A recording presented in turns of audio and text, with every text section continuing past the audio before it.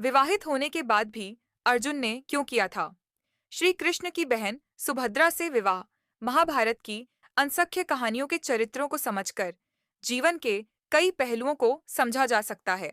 ऐसी ही एक कहानी है अर्जुन और उनकी चार पत्नियों की द्रौपदी, उलूपी चित्रागंदा और सुभद्रा।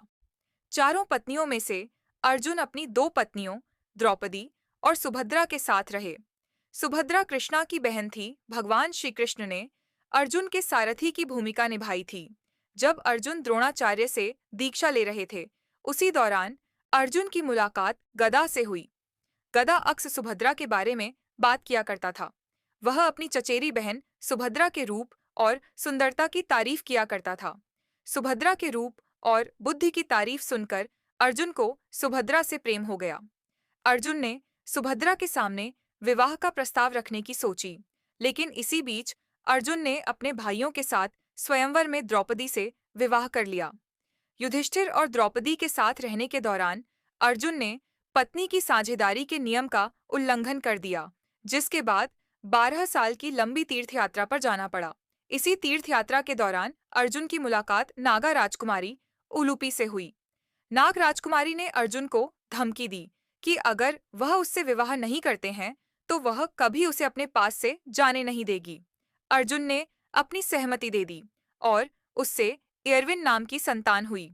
इसके बाद अर्जुन मणिपुर की राजकुमारी चित्रांगदा के संपर्क में आए। मणिपुर के राजा ने अर्जुन से अपनी बेटी के विवाह के लिए स्वीकृति दे दी, लेकिन राजा की एक शर्त थी कि जो भी संतान पैदा होगी वह मणिपुर में ही रहेगी।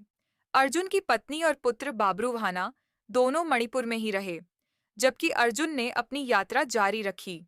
अर्जुन द्वारका पहुंचे, जहां श्री कृष्ण से मुलाकात होनी थी। अर्जुन को अपने वर्षों पुराने प्रेम सुभद्रा को भी ढूंढने की इच्छा थी।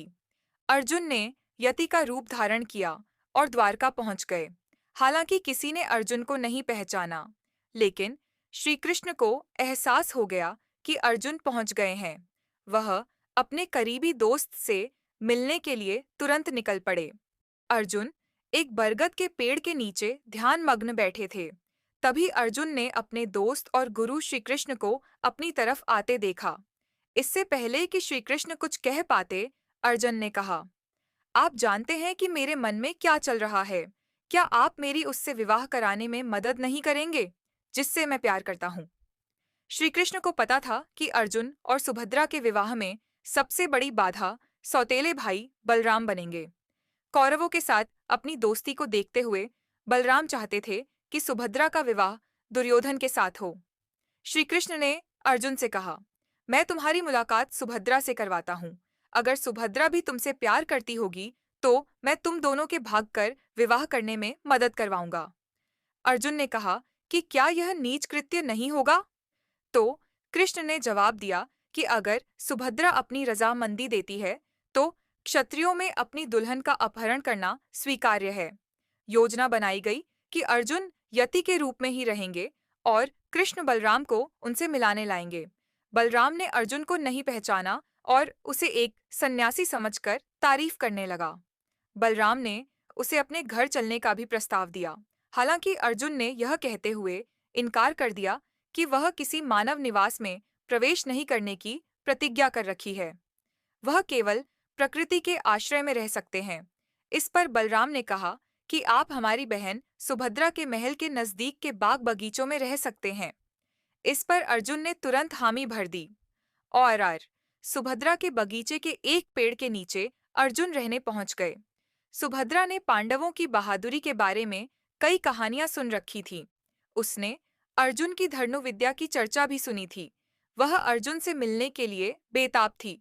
जब सुभद्रा को पता चला कि एक साधु उसकी बगिया में आया है, तो वह उनसे मिलने पहुंच गई। सुभद्रा ने सबसे पहले पांडवों के साम्राज्य इंद्रप्रस्थ के बारे में पूछा। इसके बाद अर्जुन के बारे में सीधे पूछा। सुभद्रा ने साधु से कहा कि मैंने सुना है कि अर्जुन बहुत वीर और गुणवान है। क्या आप मुझे उनके बारे में और बताएंगे? अर्जुन अपनी तारीफ सुनकर थोड़ा शर्मा गए, लेकिन फिर उन्होंने सारे युद्धों और उसमें पांडवों की जीत के बारे में सुभद्रा को बताया। एक दिन सुभद्रा ने साधु से पूछा कि क्या आप मेरा मन पढ़ सकते हैं? क्या आप बता सकते हैं कि मुझे अर्जुन से प्यार हो गया है? क्या मुझे उनका प्यार मिल पाएगा? अर्जुन वर्षों से ये शब्द सुनना चाहते थे। अर्जुन ने तुरंत अपनी पहचान सुभद्रा को बता दी। इसी बीच श्री कृष्ण पहुंच गए।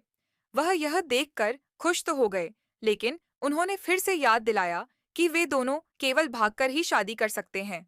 कृष्ण ने कहा, मैं तुम्हें अपना रथ दे दूंगा। सुभद्रा रोज रुद्र मंदिर में दर्शन करने जाती है। वहीं से तुम उसे अपने साथ इंद्रप्रस्थ लेते जाना। सब कुछ योजना के मुताबिक हो रहा था, लेकिन सुभद्रा के साथ कुछ अंगरक्षकों ने अर्जुन को पहचान लिया और सबको आगाह कर दिया। बलराम ने जब सुना कि उसकी बहन का अपहरण करने की कोशिश की गई है, तो वह पूरे इंद्रप्रस्थ और पांडव साम्राज्य को तबाह कर देना चाहता था। तब श्री कृष्ण ने बलराम को बताया कि इसमें कुछ भी क्षत्रिय धर्म के खिलाफ नहीं है।